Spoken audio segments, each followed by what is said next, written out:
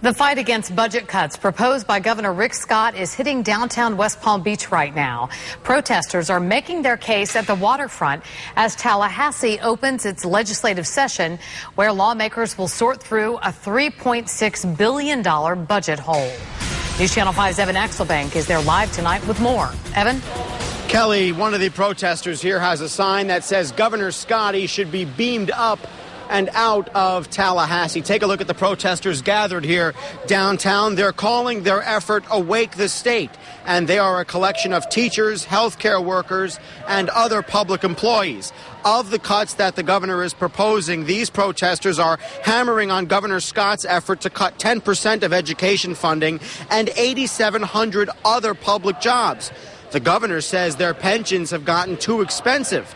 The protesters say that he would cut health care centers enough that some of them would have to close down. They also say that the push against government spending is a way to inadvertently make things more expensive in the long run. We're going to have uneducated kids, which aren't going to help our future. We're going to have people with more severe diseases showing up at the emergency room and being a lot more costly. So it seems like it's a priority to make sure that companies and businesses get off for the next 4 years, and then we're going to be dealing with big disasters as far as social services. One of the points that these protesters are making is that there are $12 billion worth of loopholes that could be closed that would avoid the need for any other cuts in social services. The governor's office did not immediately respond to our request for comment.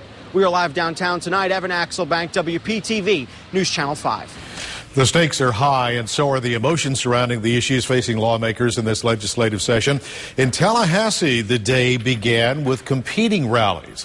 Whitney Ray tells us from our exclusive Capitol Bureau it didn't take long before the groups were locked in debate. Charles Kreitz traveled from Tampa with a bus full of Tea Party activists to usher in what they believe will be a new era of state governance in Tallahasse. Charles owns a tow truck business and says Governor Rick Scott's plan to cut taxes and lift regulations will help his business grow. By reducing these regulations, I believe that's going to be a big help, especially to mom and pop businesses. The crowd carried signs supporting the governor's agenda, and an hour into their rally on the steps of the historic Capitol, Scott made a surprise visit. Hold us accountable. If we're not going down the path that we said, call us. Show up right here and complain. Across the street, opponents of Scott's plan wave signs in support of state workers and education funding.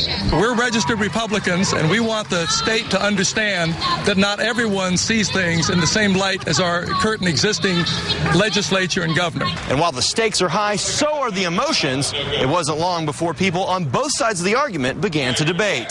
Karen Mellon, a state worker from Tallahasse, walked through the Tea Party rally protesting government layoffs. So is this about your job to you or more? Oh, yes, it's my job. I mean, I've been a state employee since 2002. A Scott supporter quickly made an attempt to convert Karen. We get upset whenever we feel like we're kicking in money for you. And now the debate moves to the House and Senate floors, where lawmakers will be asked to make tough choices over the next 59 days. In Tallahasse, Whitney Ray, WPTV News Channel 5. There are rallies outside of Tallahasse as well. The Awake the State group, which is against Governor Scott's budget plan, scheduled protests all day in more than 20 locations.